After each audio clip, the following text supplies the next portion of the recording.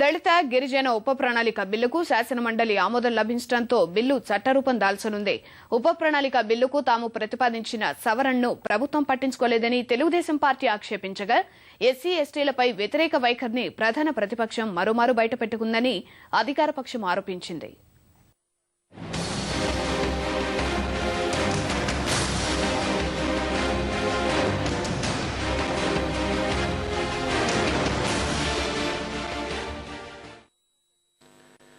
ఆరోపణలు ప్రత్యారోపణల నడుమ శాసన మండలిలో దళిత గిరిజన ఉప ప్రణాళిక బిల్లుకు ఆమోదం లభించింది. ప్రధాన ప్రతిపక్షం తెలుగుదేశం పార్టీ సహా ఇతర సభ్యులు సూచించిన సవరణలు ఏవి పరిగణనలోకి తీసుకోకుండానే ప్రతిపాదించిన రూపంలోనే బిల్లు మండలి ఆమోదం పొందింది. దళిత గిరిజన ఉప ప్రణాళికకు చట్టబద్దత కల్పించే బిల్లును ముఖ్యమంత్రి కిరణ్ కుమార్ రెడ్డి మండలిలో ప్రతిపాదించారు. జనాభా దామాషా ప్రకారం నిధుల కేటాయింపు ఉండే విధంగా బిల్లులో సవరణ తీసుకురావాలని తెలుగుదేశం పార్టీ ప్రతిపాదించి ఓటింగుకు పట్టుబట్టింది. దీంతో సభలో డివిజన్ జరిగింది. బిల్లు సవరణకు అనుకూలంగా 25 మంది, వ్యతిరేకంగా 45 మంది ఓటు వేయగా 5గురు తటస్థ అభిప్రాయం వ్యక్తం చేశారు.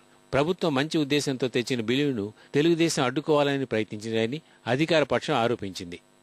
మేము మా ప్రయత్నం చేశామని, మా పోరాటాలు చేశామని, మేము ధర్నాలు చేసాం. సంతోషం అధ్యక్ష, మా కోసం వాళ్ళందరూ కూడా చేసినటువంటి మాట. కానీ ఎందుకు చేయలేపారు అధ్యక్ష? అధికారంలో ఉన్నప్పుడు అంటే ఆలోచన ఉంటే సరిపోదు అధ్యక్ష, దాన్ని ఆచరణ చేయడానికి ప్రయత్నం చేయాలి అధ్యక్ష. అటువంటి ప్రయత్నాలు చేయకుండా ఇవాళ చిత్తశుద్ధి లేదు అని చెప్పి మమ్మల్ని ప్రశ్నిస్తున్నారు అధ్యక్ష. ఏ విషయంలో చిత్తశుద్ధి లేదు అధ్యక్ష మాకు?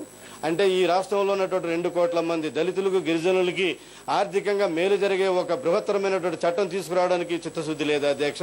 తాము ప్రతిపాదించిన సవరణలు పట్టించుకోకుండా కాంగ్రెస్ పార్టీ సామాజిక న్యాయ సూత్రాలకు తూట్లు పొడిచిందని తెలుగుదేశం దుయ్యబట్టింది.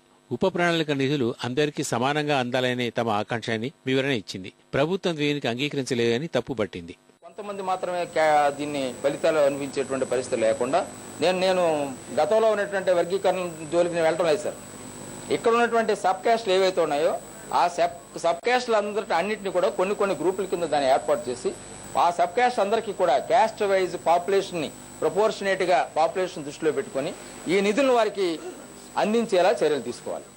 వైకపా మాత్రం సభలో భిన్న వైఖరి అవలంబించింది. శాసనసభలో చివరి నిమిషంలో తెలుగుదేశం పార్టీ పెట్టిన సవరణ తీర్మానానికి అనుకూలంగా వ్యవహరించిన ఆ పార్టీ సభ్యులు మండలిలో మాత్రం ప్రభుత్వ నిర్ణయానికి అనుకూలంగా ఓటు వేశారు. ఆ పార్టీ నేత జూపడి ప్రభాకర్ ఉప ప్రణాళిక బిల్లుకు మద్దతుగా కాంగ్రెస్ పక్షాన చేరారు. దీనిపై తెలుగుదేశం పార్టీ మండిపడింది. తల్లి కాంగ్రెస్, పిల్ల కాంగ్రెస్ రెండూ ఒకటేనంటూ దుయ్యబట్టింది.